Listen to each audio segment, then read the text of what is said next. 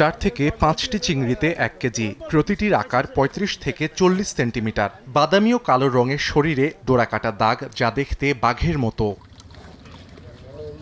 দেশে বড় আকারের গলদা চিংড়ি চাষ হয় দক্ষিণ পশ্চিমের জেলা বাগেরহাটে। সর্বোচ্চ আকারের এ চিংড়ি উৎপাদনে সময় লাগে 1 বছর। মাঝারি ও বড় আকারের চিংড়ির বেশিরভাগই হয় রফতানি, আর ছোট আকারের গলদা বিক্রি হয় দেশের বাজারে। তবে পোনা না পাওয়া ও উন্নত মানের খাদ্য সংকটে উৎপাদন ব্যাহত হচ্ছে বলে জানান চাষিরা। এতে বাধাগ্রস্ত হচ্ছে রফতানিও। বিভিন্ন রকমের গ্রেড করা হয়, 30-40 টাকা কেজি, কোনটায় 20 টাকা, কোনটায় 3 কোনটায় 20-22 টাকা, 15 ছোট থাকতে মাছটা তুলে নিয়ে আসে বাজারে। ওই মাছটার দাম পাচ্ছে সর্বোচ্চ 700 থেকে 800 টাকা। 4টা থেকে 5টা যদি কেজি হয়, ওই মাছটার দাম পাচ্ছে সর্বোচ্চ 2200-2500 টাকা পর্যন্ত। খাবারের কারণেও আমাদের গলদা চিংড়ির বিভিন্ন ছোট বড় হয়। গত বছর খুব ভালো পাইছি মাছ, 5000 মাছ পেলাম, আমরা 2-3 গ্রাম মাছ আমরা বেচেছি। বছর মাছই বেচতে পারিনি। ন্যাচারাল পোনা ছাড়ি তাহলে আমাদের বছর শেষে অন্তত 1 কেজি মাছে 400-500 টাকা ডিফারেন্স হয়ে যায়।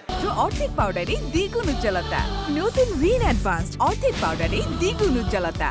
সংকট কাটিয়ে উঠতে পারলে বর্তমানের চেয়ে 3 গুণ বেশি গলদা চিংড়ি রফতানি সম্ভব বলে জানায় চিংড়ি চাষী সমিতি।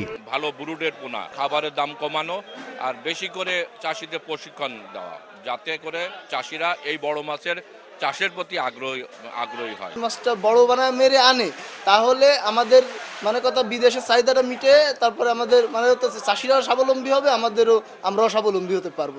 তবে সনাতন নয়, আধুনিক পদ্ধতিতে চাষ করলে চিংড়ির উৎপাদন বাড়বে বলে জানায় মৎস্য বিভাগ। উন্নত মানের খাবার, ভাইরাস মুক্ত পোনা এবং ঘেরের গভীরতা যদি বেশি হয়, তাহলে মাছের আকারটা বড় হবে। ক্লাস্টার পদ্ধতিতে দেখে তারা উৎসাহিত হচ্ছে মাছের আকারটা বড় হয় এবং বিদেশের বাজারে যাতে আরো বেশি বৈদেশিক মুদ্রা অর্জন করতে পারি আকার ভেদে, সেই চেষ্টা চালিয়ে যাচ্ছি। মৎস্য বিভাগের তথ্য মতে বাগেরহাটে 44,728টি গলদা চিংড়ির ঘের রয়েছে। গত অর্থ বছরে জেলায় গলদার উৎপাদন ছিল 19,717 মেট্রিক টন।